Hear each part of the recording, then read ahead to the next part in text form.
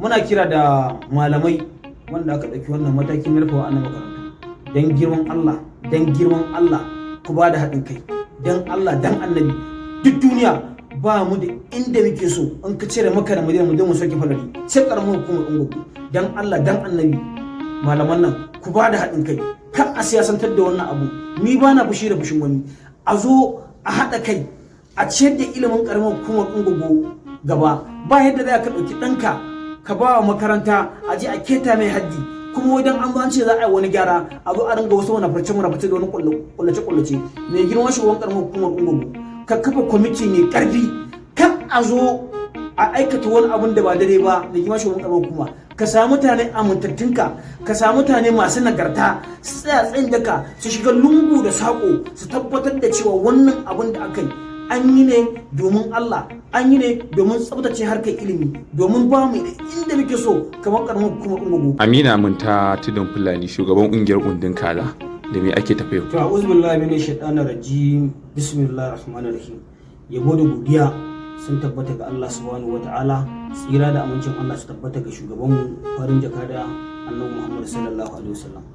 Babu shakka mai girma shugaban karamar hukumar ungogo wanda rabar Tijjani Bilamina Amiru rangaza abinda kai na rufe makarantu na masu zaman kansu a karamar hukumar ungogo, wannan abun farin ciki ne, abun jin daɗi ne. Wannan abu ne wanda bai kamata ba a zo a siyasantar da shi. Wannan abu ne na gyara. Wannan abun da mai girma shugaban karamar hukumar ungogo yi wanda rabar Tijjani rangaza abu ne nan wanda zamu ce maka Allah ya saka maka da alkhairi. Sai dai mu kira ga su malamai da su yi haƙuri, duk wannan abin da ake yi ana yi domin a tsabtace wannan harkar ta makarantu masu zaman kansu. Anya a ce Amina abin tako ya ji abin da iyayen yara suke faɗa a wannan yanki, inda suke cewa ya kamata a duba yanayin halin da yayan sa shiga. To alhamdulillah rabbil alamina, ai kai dan jarida ne, kuma ina gani a wannan kafa taka ta sada zumunta kai ma ka ɗora irin abin da ya faru wata makaranta da sai da ta kai shugaban karamar hukuma ya rufe wannan makarantar ba don wani abu ba, saboda an samu wani malami ya aikata wasu yara ba daidai ba, ya keta musu haddi. To kaga shi shugaban karamar hukumar ungogo wanda bata jana Aminu Rangaza idan ya bar wannan abun wallahi tallahi malam Salim Allah ba zai bar shi ba.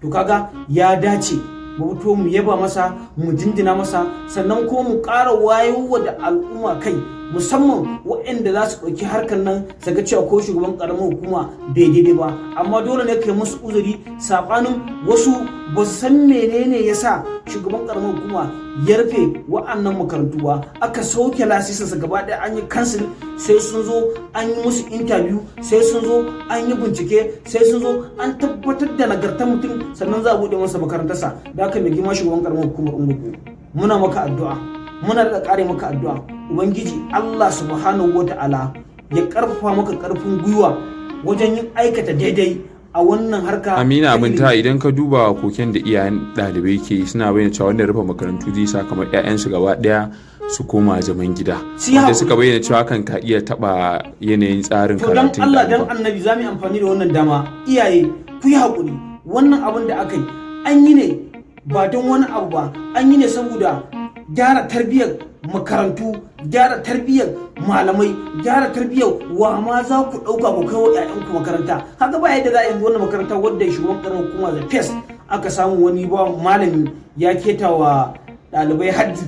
Kaga wannan ba daidai bane ba, ba wanda zai so ya ɗauki ɗansa ko ya ɗauki ƴarsa ko ya ɗauki ƴan maƙotarsa ya kai wannan makaranta ba don wani abu, saboda illar irin wannan abun. Tama idan mai girma shugaban karamar hukumar ungogo wannan mataki da ya ɗauka, don girman Allah iyaye a ba da haɗin kai. Amina Munta, ba a ce wai ka je kayo karɓe ne a hannun shugaban karamar hukuma na duba da cewa ba a kwanan nan da kwana biyu ka gama kiran EFCC da ta dira wannan karamar hukuma. Zahiri ni Amina Munta ni na kiran EFCC da ICPC na ce ta zo ta yi bincike a karamar hukumar ungogo ba don wani abu, wata kafar yaɗa labarai abinda ta faɗa gaskiya ne ko ba gaskiya bane ba. To duk mai hankali ya san wannan abun haka ne ko ba haka bane ba. To amma ya kamata idan aka ce an samu mutum nan ya aikata ba daidai ba, inda ya daidai a zo a faɗa a ce daidai. Ani ba makwacin ɗan siyasa bane ba, ka gane ko, ni kuma ba na fushi da fushin wani. Duk abin da ya shafa al'umma sai na fito na faɗa, don kwano na ba a gidan wani yake ba. Wasu ma cewa suke wai shugaban karamar kuma wai yawa Aminu Aminta kuɗi. To ai yanzu Aminu Aminta ya bayo shi ka zo ka gama cewa EFCC zo su bincike. Kuma ya ba Aminu Aminta kuɗi, na bar shi da fitowar rana da faɗuwar ta. Amma ni dai na san shugaban karamar kuma wata janar Rangaza, wannan abin da yi akan rufe makarantun nan yayi ne lillahi hasata lillahi. Kuma da daɗawa ni Aminu Aminta na fito na ce shugaban karamar kuma Ungogo ban san aikinsa a mazaɓa ta Tudun Fulani ba. To kuma alhamdulillah akwai wata ƙungiya ta Tudun Fulani Media Team wanda wannan ƙungiya ta yi rubuce-rubuce, kuma shugaban karamar kuma Ungogo Tijjani Rangaza ya fito ya faɗa ya ce in Allah ya so ya yarda aiki a Tudun Fulani kashi gangadu, aiki a Tudun Fulani da ikon Allah da Allah sai an ce gwanda da akai ba don wani abu. Tijjani Amir Bilamir Rangaza ya san da Tudun Fulani, yana kyautata cewa in Allah ya so da wannan ba iya cewa wani dan wanka kake mai kama da durjuwayi ba a teku na fada. Ai duk abin da ya kamata ya fito mu faɗa za mu fito mu faɗa, lillahi hasata lillahi, ko mutum yadda ko kan mutum yadda, mu dai abin da muka sani za mu fito mu faɗi magana lillahi hasata lillahi, domin duk abin da bawa zai faɗa ya kamata ya kamanta gaskiya. Sakonka na ƙarshe. Sakona na ƙarshe da zan faɗa a wannan waje mai albarka, muna kira da malamai wanda aka ɗauki wannan mataki na rufe wa'annan makarantu, don girman Allah ku ba da haɗin kai, don Allah dan annabi. Duk duniya ba mu da inda muke so in ka cire maka da Madina mu je mu soke falari sai karamar hukumar Ungogo. Dan Allah dan annabi malaman nan ku ba da haɗin kai, kan a siyasantar da wannan abu. Ni ba na fushi da fushin wani, a zo a haɗa kai a ciyar da ilimin karamar hukumar Ungogo gaba. Ba yadda za ka ɗauki ɗanka ka ba wa makaranta a je a keta mai haddi, kuma wajen an ce za a yi wani gyara a zo a ringa wasu munafarce da wani kullace. Mai girman shugaban karamar hukumar Ungogo, ka kafa kwamiti mai karfi, kan a zo a aikata wani abin da ba dare ba. Mai girman shugaban karamar hukuma, ka samu mutane amintattunka, ka samu mutane masu nagarta, su tsaya tsayin daka, su shiga lungu da sako, su tabbatar da cewa wannan abin da aka yi an yi ne domin Allah, an yi ne domin tsabtace harkar ilimi, domin ba mu inda muke so kamar karamar hukumar Ungogo. Mu daga Makka da Madina sai Ungogo, kai Ungogo Fes.